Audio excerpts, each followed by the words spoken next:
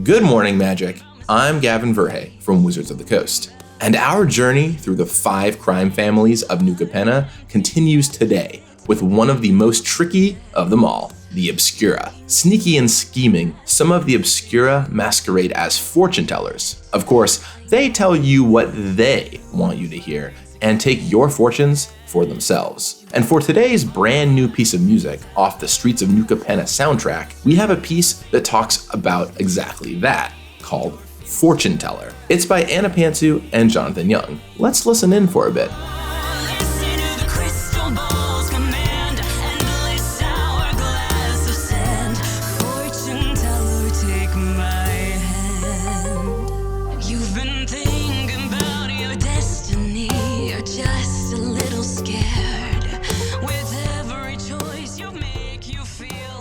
For a link to where you can find Fortune Teller, check out the description down below. Now that you're in the Obscura mood, let's take a look at its mechanic and show off my preview card that has it. The Obscura's mechanic is Connive. It's a straightforward mechanic that gives you a bit of card selection and also can grow your creature. You'll see this on my preview card, Echo Inspector. It's a straightforward 4-mana 2/3 flyer, but when it enters the battlefield, it connives. To connive, you draw a card, then discard a card. If you discard a non-land card, it gets a +1/+1 counter. First of all, before we dive deep into the mechanic, I want to call out the flavor on this card. The Obscura can trace what happened at a site to see what happened previously, looking back into the past. Fortune telling into the past, as it were. But second, let's talk about this ability. One traditional piece of looting effects, where you draw a card then discard a card, is that often you want to pitch a land and keep your spells. But this has 2 separate pieces of fallout. For one, it means it can actually get less experienced players into trouble because they pitch their lands, keep their spells, and then miss their land drops early game. Oops.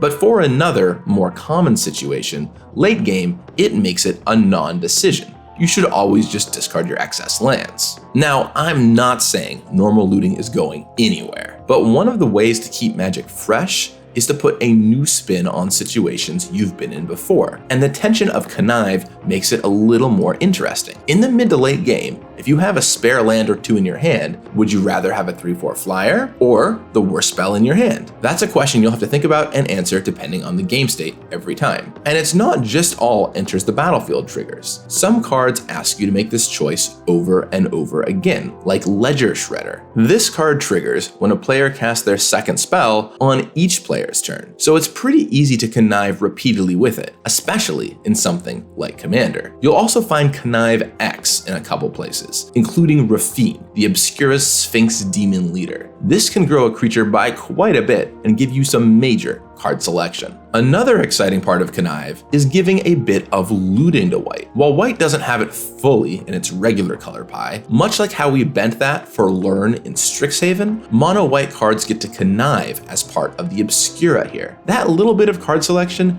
is a great piece for white to have in its toolbox, which it hasn't traditionally had a lot of. If you'd like to see more white looting in the future, let me know in the comments down below. I'll be back tomorrow with a look at the Cabaretti and another preview card. Until then, may all your schemes go off perfectly.